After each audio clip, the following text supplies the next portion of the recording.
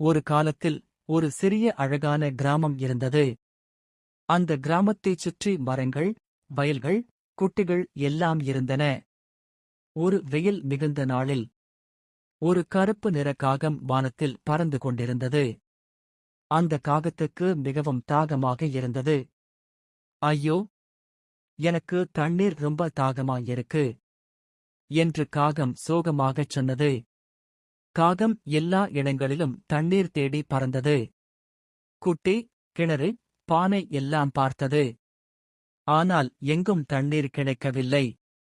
சிறிது நேரம் கழித்து ஒரு வீட்டின் முன் ஒரு மண்பானை இருப்பதை காகம் பார்த்தது.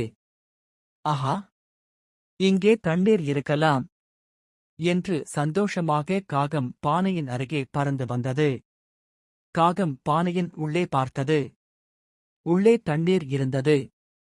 ஆனால் அந்த தண்ணீர் மிகவும் கீழே இருந்ததால் காகத்தின் அலகு எட்டவில்லை. காகம் சோகமாக இருந்தது. ஆனால் அது நம்பிக்கை இழக்கவில்லை. நான் யோசிச்சா ஒரு வழி கண்டுபிடிக்க முடியும் என்று காகம் மனதுக்குள் சொன்னது. அப்போது காகம் சுற்றி பார்த்தது. அங்கிருந்த சின்ன சின்ன கற்களை கவனித்தது. உடனே காகத்துக்கு ஒரு நல்ல யோசனை வந்தது. காகம் ஒரு கல்லை எடுத்துக்கொண்டு அதை பானைக்குள் போட்டது. மீண்டும் இன்னொரு கல்லை எடுத்தது. அதையும் பானைக்குள் போட்டது. கல், கல், கல். ஒவ்வொரு கல்லையும் போட்டபோதும் தண்ணீர் மெதுவாக மேலே வந்தது.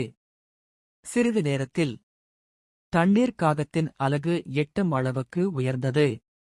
ஆஹா, இப்போ தண்ணீர் கிடைச்சுடுச்சு என்று காகம் மகிழ்ச்சியாகச் சொன்னது.